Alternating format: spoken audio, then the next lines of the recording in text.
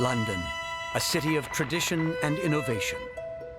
And at its heart, a war museum with secrets dark and strange. A tortured spy, a gun silenced by science, a nuclear nightmare, and the near-death experience of Winston Churchill. Secrets hidden in plain sight inside the Imperial War Museum.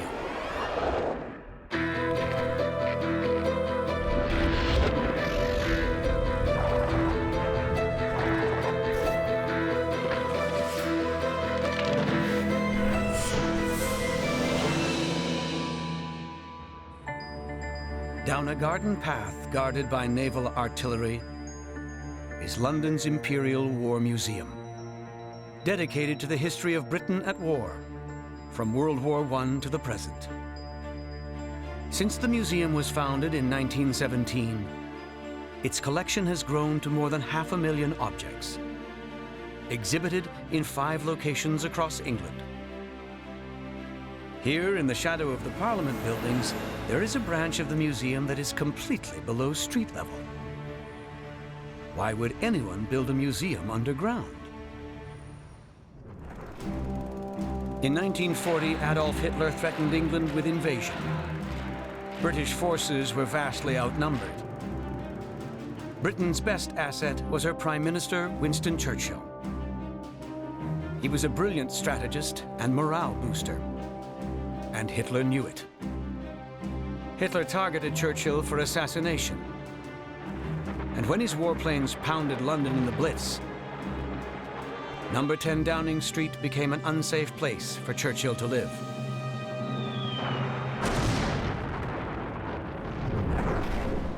And that brings us back here. The museum, called the Churchill War Rooms, was originally an underground bunker.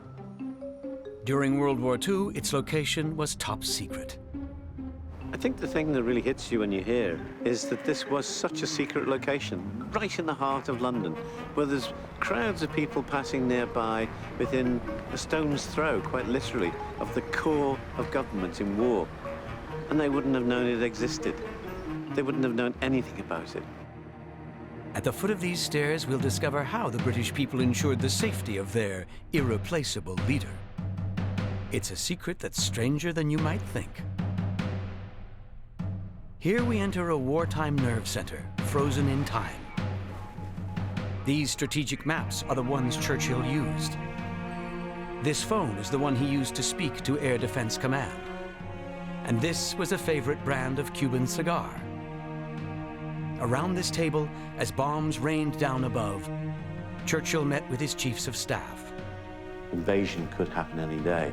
He's faced with his chiefs of staff bang opposite him, who to him never seemed to be doing things quite as he wanted them to be done. They never seemed to be doing them fast enough. And this is Churchill's chair. You can see on it where Churchill basically banged it constantly with his signet ring on his right hand. And on this side, incredibly, scratched it with his fingernails to the point it really made an indentation in the woodwork. You can hear and feel the bombs dropping outside. It would be an intense time. And you know that you're absolutely up against it with your backs to the walls. After late-night meetings, Winston's staff urged him to sleep in this room. But he hated hiding from Hitler in a hole.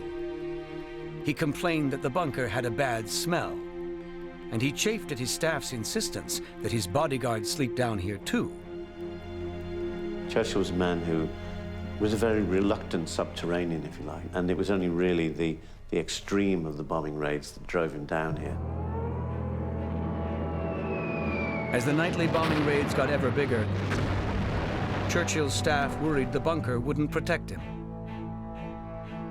Engineers designed reinforcements hidden in the existing structure of the building overhead. Here you can see where they put the slab in for his area to make sure he was protected at least. Has anybody ever estimated how much concrete is in there, in tonnage terms? A lot. But no bunker can protect a leader who won't stay inside. Often, after heavy raids, Churchill wanted a street-level view of the devastation. And he wanted to be with his people in their darkest hours.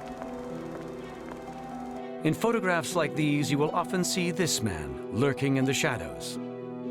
This is Churchill's 24/7 bodyguard, Inspector Walter Thompson. He had a tough assignment, and not just because of Nazi assassins. The trouble with Churchill was he probably had very little concept of personal danger. He was a huge risk taker. Now, you can imagine trying to protect someone like that. It's almost like having a dog that constantly runs off the leash. When Inspector Thompson was sleeping, Churchill would sometimes slip out of the bunker alone for some fresh air in St. James Park. This kind of risky behavior gave his bodyguard nightmares. As German bombs got bigger, Churchill's engineers had nightmares too. Do you think it would have withstood direct hit for a 500-pounder? Generally, anything bigger than a 500-pound bomb was going to devastate. The shock transmitted through to anybody inside would have been fatal. Cause of death would have been asphyxiation, as the shock wave sucked out all the oxygen. During the worst air raids, Churchill had the option to descend to a deeper, safer level, to take refuge behind airtight doors. You can tell we're in the sub-basement because there's not much room. Absolutely, yeah. The mind your head is everywhere down here, isn't it? It's a steel frame, steel door with a rubber seal around the edge. The steel sheet is, well, roughly 10 mil thick. That's going to stop quite a lot. Yeah. But instead of descending here, Churchill often went the other way. In an air raid, there is no place less safe than the roof. But that is where Churchill wanted to go. This is where Churchill used to come to get his overview of what was going on in London. He could see the whole of the city from here. The good Inspector Thompson would have made every effort he could to stop Churchill coming up here and being in such danger, in such harm's way. But he couldn't stop him, and he was Prime Minister and he was Churchill. You know, he did things like change the locks. He tried to get Mrs. Churchill, persuade him to stop him and everything, and nobody could stop Churchill. Nothing could. From up here, you could have the impression that the whole city was on fire and see the flames. You could smell the smoke. The planes probably would have attacked from that vantage point over there because they'd be coming basically straight at him. And they'd be bombing strategic points like the power station over there. And he'd see all that from up here. This is where he really got a sense of what it was about in a way. This is where he'd quietly contemplated all, puffing on a cigar, sipping on a whiskey, and wondering how long it would be before it was all over, probably. On May 10th, 1941, the last Nazi bomb fell on London. The Blitz was over. And soon Britain and her allies would go on the offensive. In the struggle that followed, Churchill's bold strategies often helped win the day. He prevailed because he took risks in battle, just as he did in his own life. And as for the secret of ensuring the safety of an irreplaceable leader, perhaps it simply can't be done. Because those who play it safe don't win wars. An hour's drive north of London, near the sleepy village of Duxford, is the largest branch of the Imperial War Museum. Within a complex of many buildings is the world's most beautiful airplane hangar. Inside, history hangs suspended in the air. From this World War I Spad fighter to this tornado jet.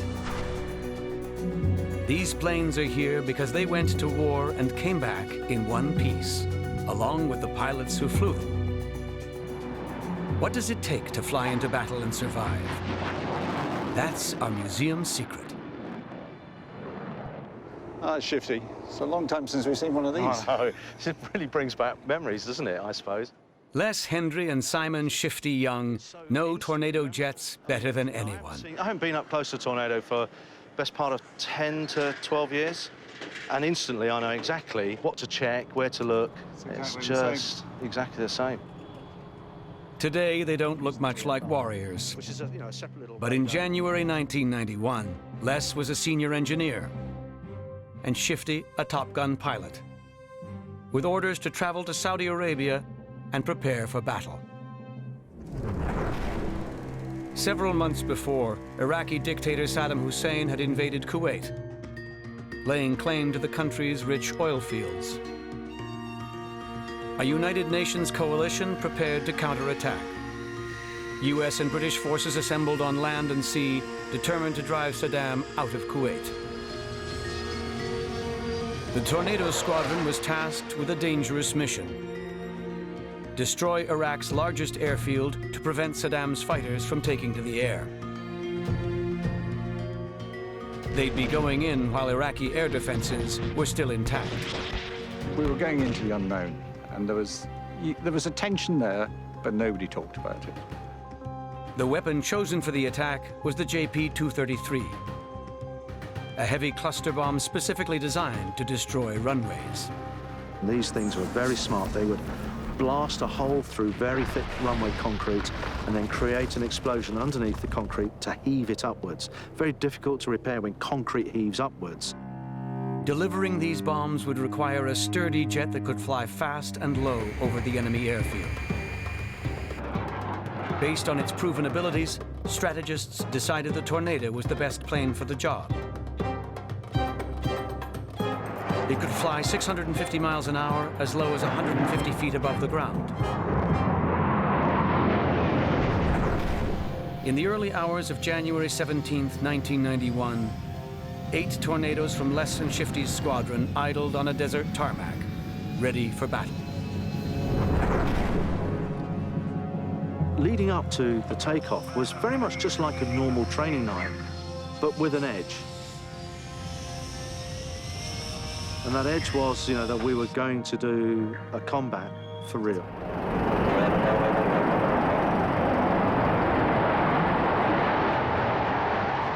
Shifty's Tornado Squadron was a small part of a much larger armada. It's an image that will stay with me for as long as I live. There were just thousands of aircraft in the sky at the same time, all orchestrated like a huge, great big ballet. As the Tornado Squadron reached Iraqi airspace, they dropped below radar range. I'd be alive to say there wouldn't be an element of fear, but you're just doing what you've been trained to do. Fly low, fly on time, fly accurately. And now, I have to be honest, now the tension really is in the cockpit. I can feel it, my navigator could feel it. And then we delivered the weapons. It was almost like having a huge spotlight suddenly lit up underneath the aircraft. I'm only at about 160, 180 feet. I can see the ground very clearly. I can see the runway has. I can even see people very, very clearly. The next thing I remember is the noise and the vibration on the aircraft. And it just suddenly pitches up. And you suddenly find yourself, I'm not at 200 feet above the runway anymore. I'm actually at 1,500 feet over an airfield. They have missiles, they're firing. I don't want to be here. And bluntly, it's about survival. It's about making sure you and your aircraft, your navigator, do the right thing, survive. By the time we're flying back at about 5 in the morning, the sun is beginning to emerge on the horizon. It was a nice sunrise. Saddam's runways were destroyed. The squadron had accomplished its mission. There's lots of handshakes, pats on the back. Shifty's a big hugger, so there was hugs going on, and it was just good to get the 8 of them back safely. So what does it take to fly into battle and survive? Yeah, fear's there, but when you're delivering the weapons, you have a job to do. That concentrates the mind, pushes those fear things out. You can't simulate it, you can't practice for it, you can't even mentally prepare for it. It just happens and you deal with it.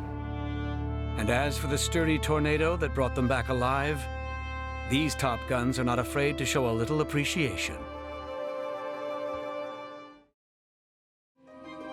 The Imperial War Museum is filled with heavy metal and tales of men of steel. And then there's this. Almost all visitors will stop and look at these objects because they're not the kind of things you would immediately associate with the Imperial War Museum. But as we'll see, these dolls have every right to be here. The reason why is a museum secret. In the summer of 1941, World War II was entering its 3rd year. France had been occupied by Germany since June of 1940. Allied forces were desperate to reclaim the critical French coastline and launch an invasion from the sea. Between May and August of that year, more than 400 special British agents were sent into occupied France.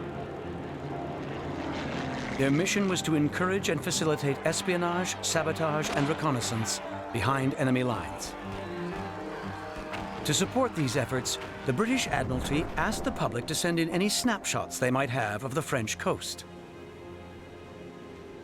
A French housewife living in London was sure she could help. Odette Sansom sent in photos from her childhood in France. But she sent them to the War Office by mistake. When War Office intelligence officers saw Odette's letter, they immediately realized she would be perfect for espionage in France. She'd spent her childhood there. She knew the language and the landscape. When Odette was asked to become a spy, she decided to take on the mission. Her mother was still living in France. Her father had been killed in 1918 towards the end of the First World War. She'd been brought up in the expectation that the Germans would come again, and her time would come when she would have to do the right thing by France. Agent Odette was equipped with basic training, a gun, and a cyanide pill. She wasn't equipped to say goodbye. It was an incredibly difficult decision for Odette to leave her 3 young daughters behind in the UK. She put them in a boarding school. She wrote lots of letters which could be posted at regular intervals. She set it all up, and then she went away. In November 1942, Odette arrived in occupied France. Operating under the code name Lise, Odette's mission was to courier messages to and from the French resistance. 6 months into her mission, Odette was betrayed by a double agent and arrested by the Gestapo. When she's going to be interrogated by the Gestapo for the first time, she goes into the office where most people will be absolutely terrified, and there's no doubt she was frightened. She walks in tall, holding her head up high. It's not aggressive.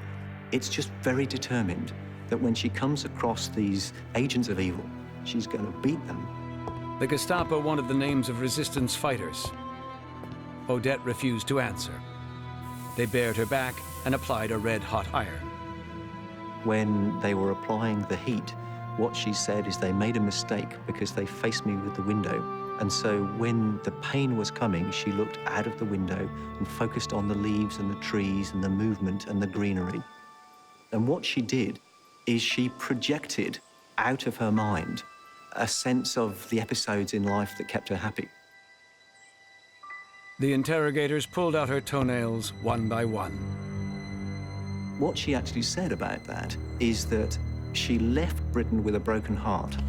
She left behind everybody she loved, and from then on it was just a case of physical pain, and she could deal with it. As a member of a forced labor detail, Odette was ordered to mend Nazi uniforms. But she refused. Instead, she began to sew something else. So she was effectively rubbing the nose of the Germans in the fact that she was doing what she wanted on her terms when she wanted to do it. I think it's very possible that her separation from her own children was part of the reason why she wanted to make something for children. Throughout her ordeal, Odette steadfastly refused to reveal any names or secrets. Fed up with her refusal to cooperate, the Nazis sent her to Ravensbrück concentration camp. Even here, Odette endured. Later, when asked why she didn't take her cyanide pill, Odette said she couldn't give up on living, as long as there was the smallest chance of seeing her children again. But on May 1st, 1945, when a guard ordered Odette out of her cell at gunpoint, she was sure her life was over. What Odette didn't know was that the Nazis were on the verge of defeat. The camp commandant was hoping to trade Odette for lenient treatment for himself. But Odette exposed the commandant to the Americans and demanded his arrest. In a final act of defiance, she ordered him to surrender his gun. Even at that point, starving, bedraggled, she is so superior that Fritzeren picks up his pistol and gives it to her. There is this small little woman who triumphs over this agent of evil. Free at last, Odette returned to England to reunite with her children. How did you feel when you were away from the children for so long, Mrs. Sansom? Oh, I think this is almost impossible to explain. Only a mother would understand. Eventually, her dolls returned to England too, displayed with pride by the Imperial War Museum in a room filled with Britain's highest medals of valor. This one's a George Cross. Odette was the first woman to receive it. And she always was quite clear that the George Cross which she received was not really for her. It was for all of the women who went as agents undercover, and she was simply the person who lived to take the recognition for all of them. Odette wasn't made of steel, but she had iron in her soul. The Imperial War Museum was not founded during an era of peace, but in the midst of a tumultuous conflict. The year was 1917, the bloodiest year of the First World War. Britain and her allies were locked in a fierce struggle with Germany that would claim millions of lives. Today, in a graveyard in Duxford, a few of the English war dead lie buried, not far from the museum that displays the weapon that may have taken their lives. The German FK-16. Despite what we might imagine about the Great War, the big killer in the conflict is not the machine gun. It certainly isn't the rifle. It's not grenades. It's this. It's the artillery. People are mortally terrified of artillery because, unlike a bullet, normally a single wound, shell fragmentation could simply tear men to pieces. And what I've got here is a standard shell of the Great War. Millions of these were fired by the 18-pounder field gun. This is going to send out over 360 metallic balls capable of piercing, well, flesh and blood. Worse yet, the FK-16 could fire 5 rounds a minute and strike from as far away as 10 kilometers. This field represents an area behind the Allied lines. If you can imagine that over that hill there are the German gun positions, somewhere in the middle distance is going to be no man's land with its trenches on both sides, and we're in the area where actually you'd have British guns and positions. The German guns were invisible behind their lines. Until a way could be found to pinpoint and destroy them, Allied infantry would be cut down, and the war could not be won. Spotting planes were sometimes sent to locate German batteries, but planes were vulnerable to enemy fire. And the traditional method of spotting artillery by eye was ineffective in bad weather, or when German guns were far away. As an experiment, Allied engineers began exploring a new idea. They attempted to use the sound of a gun to calculate its position. That allows you to then direct your artillery onto the enemy. You don't have to see them. All you've got to be able to do is hear them and do the calculations. But the battlefield was a noisy place. No existing microphone could isolate the sound of a single gun. The Allies were going to need an entirely new technology to pinpoint and destroy the deadly German artillery.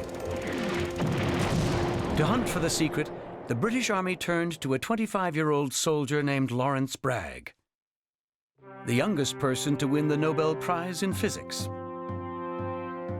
To demonstrate Bragg's work in the field, we've assembled some of the items he used. And we're going to get some help from scientist William Vanderkloot. So what I've done, Bill, is I've brought these things along. Lovely. I thought that was the most important bit. Well, certainly. Okay, rum jar complete with the wire on top, which is useful. Some nice period cable, although not. And then, vitally important bit of equipment, the mallet for knocking the stakes in. I mean, I think they use an ammunition box, but I'm using a ration box. Good. Bragg chose these objects because of an inspiration that came to him in an unlikely location. He noticed that when German artillery boomed in the distance, his bottom would elevate slightly off the seat.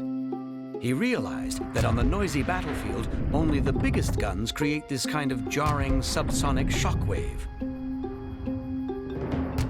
Bragg shared his discovery with a member of his team, Corporal William Tucker. Tucker decided to try to build a shockwave detector. Tucker connected a rum jar, some thin wire, and a recording device. The idea is that when a big gun fires, the shockwave causes a gust of air to move over the top of the rum jar, sending an impulse to the recording device where the precise time of the impulse is registered. The crude shockwave detector worked. It's the movement of air that's doing it, so it's the hot wire Tucker microphone. Got it. Got it. You're in charge of staples, then? Bragg refined the device by replacing the rum jar with an ammunition box. Well, should we just make the holes in the box then, in that case, and get those in place? That's through. Okay, that's good. Okay, that's gone through. Okay, is that right, Bill? Yes, perfect. And then the lid goes back on again, because we're now using the whole wire, aren't we? Right. As I think. If I hold This second-generation shockwave detector worked even better than the first. Okay, we should have an exposed. But Bragg knew one shockwave detector would not be enough. To triangulate on the German guns, he built several detectors, placed them at equal distances apart, and connected them by a long run of wire to the shockwave recorder. Would this system perform with the accuracy required to pinpoint the location of German artillery? The answer would come on a battlefield in Amiens, France, on the morning of August 8, 1918. Fog rolled in, preventing the Allies from pinpointing German artillery by eye. But the fog was not all bad news. The heavy mist meant that the Germans couldn't see what the Allies were up to either. If they had, they might have wondered why some soldiers were stringing wire. As Allied infantry go over the top and German artillery fires to cut them down, Bragg's men turn on the shockwave detectors. From each German gun, a shockwave radiates outward, striking each detector at a slightly different time. The impulses are sent through the wires to the shockwave recorder, which registers the time differences precisely. Using a complex formula devised by Bragg, his men use the time differences to triangulate the positions of the German guns. If they are even a fraction out, the Allied gunners will miss their targets, and the German guns will slaughter the advancing infantry. But as the coordinates are relayed to the Allied gunners, and they fire toward the German lines, one by one, the German guns fall silent. Allied forces advance with surprisingly little resistance, right past the smoking wreckage of German artillery. The Battle of Amiens is the beginning of the end for the German army. For the next 100 days, the next 3 months, the German army is on the back foot, retreating, retreating, retreating, retreating, until the 11th of November. What sound ranging does is it brings about a whole era of technology, science applied to warfare. In future, you can now kill opponents you can't see. This is an amazing leap forward in warfare. Lawrence Bragg and William Tucker had changed the nature of war forever. Inside the Imperial War Museum are some of history's most powerful weapons. Often, victory goes to the side with the biggest guns.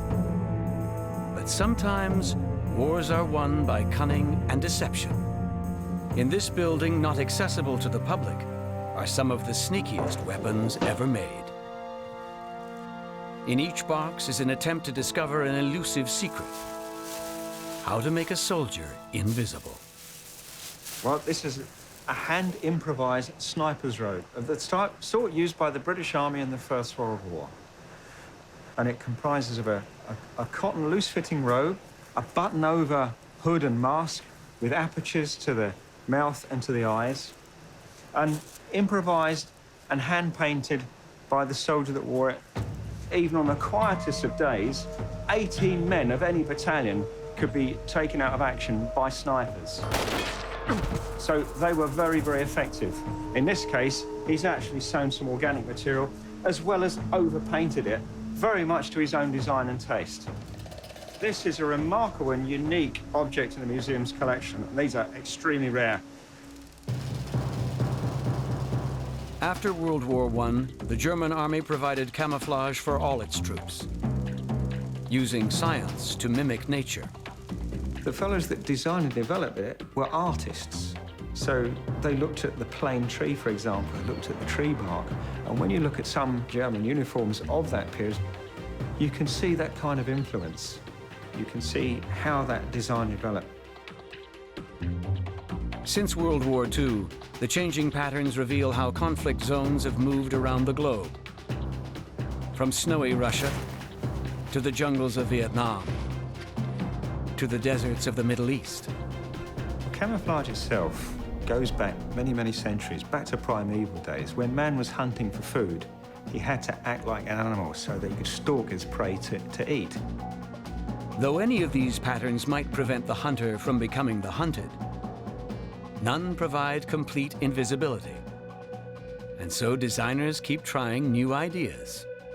I've got to say, one of my all-time favorites, it's lasted 40 years. The scientific advancement of this is that it had this almost dazzle effect to the eyes and to the brain. This caused confusion, which is another element of camouflage and concealment. Confusion, deception. But recently, even this cunning camouflage has become obsolete. To see why, we've come to a British Army science facility where Lieutenant Colonel Toby Evans is testing an updated version. Afghanistan is what really concentrated our mind on this, because people were operating from pure desert into the green zone and back again in one patrol. And clearly there's no way you can change your clothing in the middle of a patrol. Evans hopes the Army's new multi-terrain pattern will solve this problem. What we're looking for here today is two soldiers, one wearing the old woodland pattern camouflage that we used to issue as standard in this part of the world, and one wearing the new multi-terrain pattern camouflage that you can see me wearing here. Two soldiers are hidden in this field. One in the old camouflage, one in the new. So far, so good. Neither can be seen. Okay, guys, if we stand up. The woodland camouflage only blends in well to its own background. It goes very dark if you see it at any distance, and the eye is drawn to areas of shadow. The multi-terrain pattern has some high and some low contrast, which causes the eye to bounce off it as being, there's nothing for me to look at there, it's not a threat. But even the new camouflage won't provide protection if a soldier can't wear it in extreme heat. 3, 2, 1.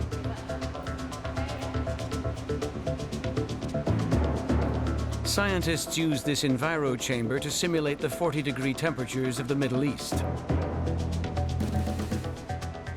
Evans and research scientist Renee Navola monitor the soldier's heart rate and condition. So overall, we can see how hot this person's getting, how hard they're working, whether they're comfortable, and what the effect of that clothing system actually is on him. If we don't know what this is going to do to the guy's thermal burden, then we could end up with more people going down with heat exhaustion.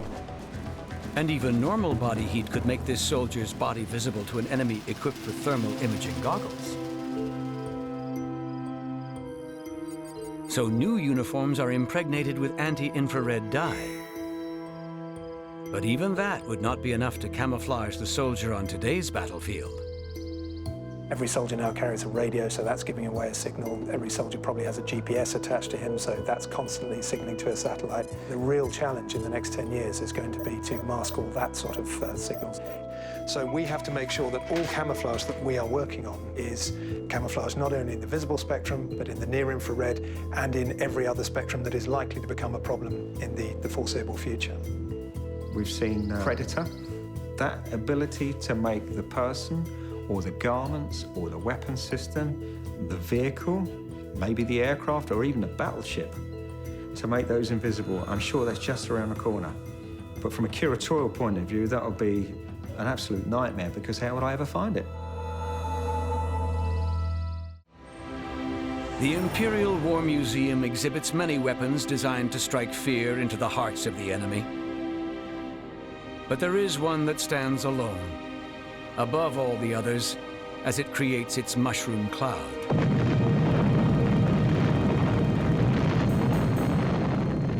The atomic bomb dropped on Japan in 1945 ushered in a terrifying nuclear age. At first, only the USA had the bomb. Then Britain and the Soviet Union joined the club. And that's when the world went mad, as in MAD, for mutual assured destruction. Weapons like this were kept ready for instant launch on both sides of the Iron Curtain, poised to level cities and spread clouds of poisonous radiation. Britain's armed forces stood ready in radar installations, bombers, and submarines. Civilians practiced running for shelter when they heard the air raid siren. And then there's this man, Neville Cullingford. By day, Neville worked in an office, but he had another secret job as a civil defense volunteer in the Royal Observer Corps.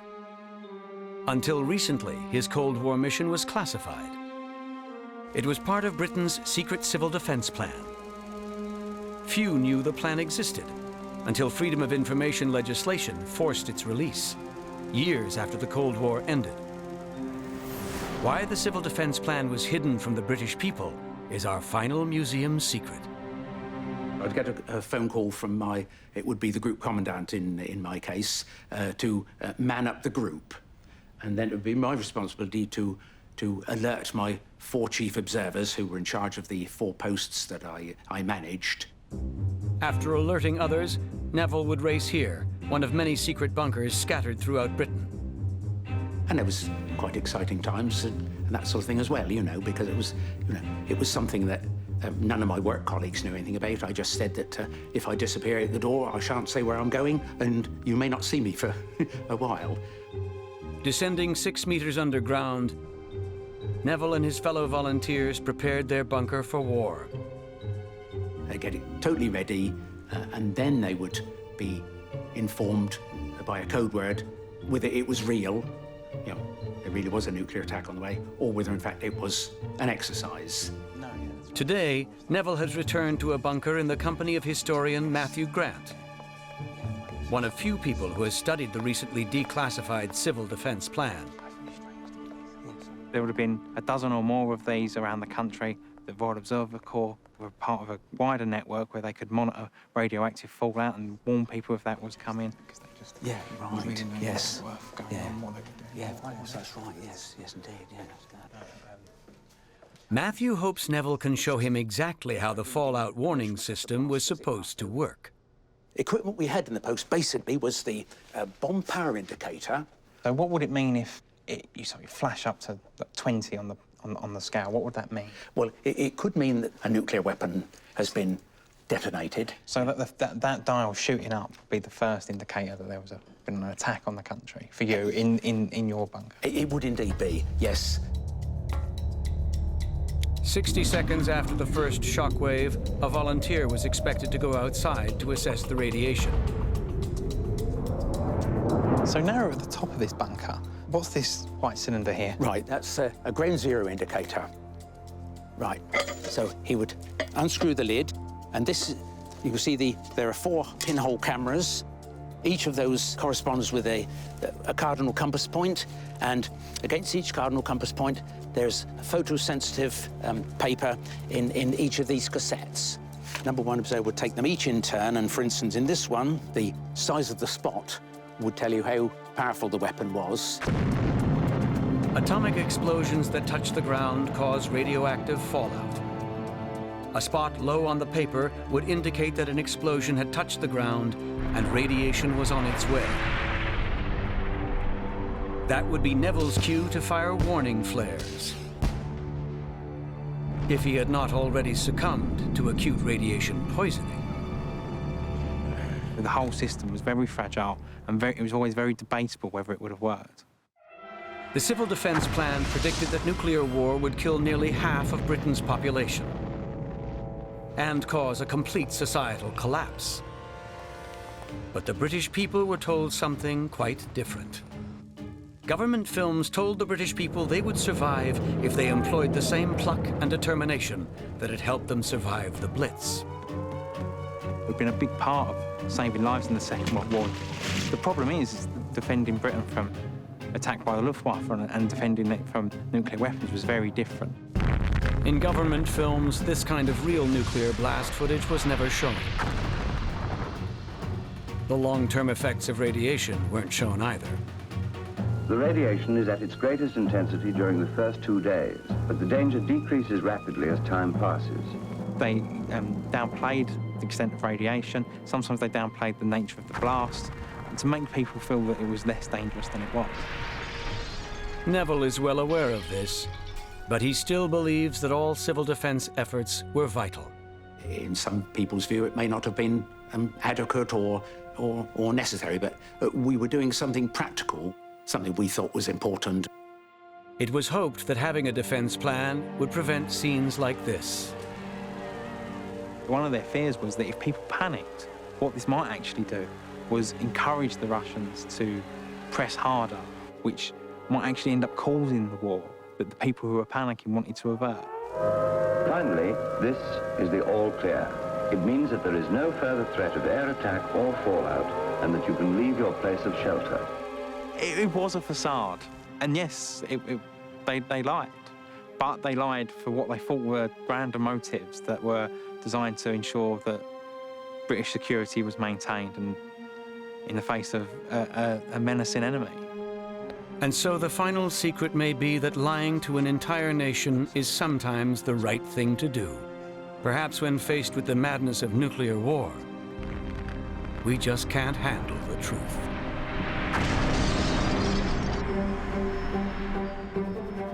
This vast museum bears witness to the power of a nation and its greatest sorrows. For every secret we reveal, far more must remain unspoken. Soaring high above our heads, buried deep beneath the ground, hidden in plain sight, inside the Imperial War Museum.